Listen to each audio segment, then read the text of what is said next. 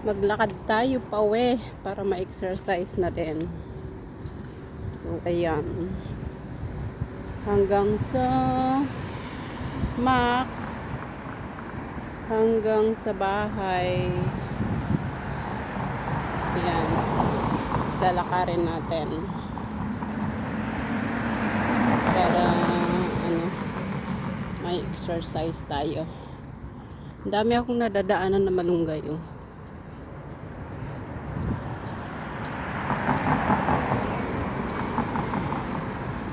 Linalakad ko na lang pa uwi kasi hindi na mainit ang panahon. Pag mainit, Diyos ko, hindi ako makalakad sa init. Pero ngayon, magandang panahon. So, lakarin natin para maka-exercise din tayo, di ba?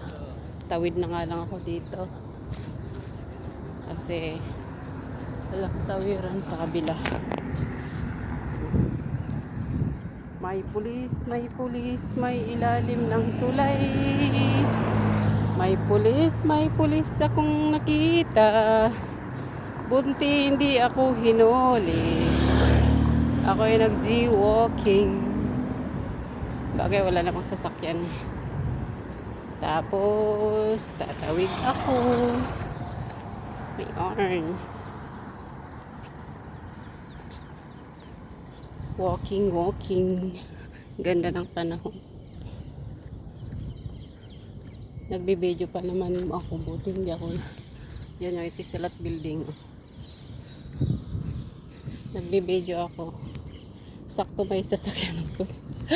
Binaba ko na lang bigla. Diba? Oh, may aso. Takbo tayo. Alam niyo sa Pilipinas, pag gabi, pag dumilim lang ng konti, ako takot na ayoko nang lumabas. Pero dito, kahit alas 9, ito nilalakad ko ito hanggang doon sa metro station.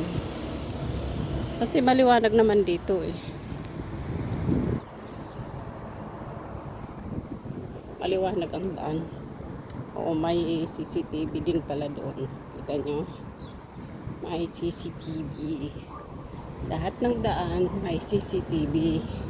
Kaya kahit gabi ka naglalakad dito ay pwede kasi safe tayo. So ayan, tatawid tayo.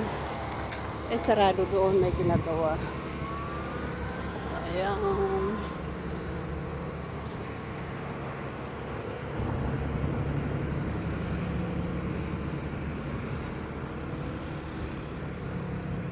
Lakad-lakad lang para ma-exercise ang katawan naman.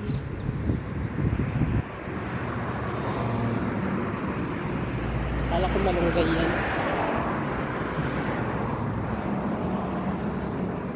Oh, may kangkong pala doon, no?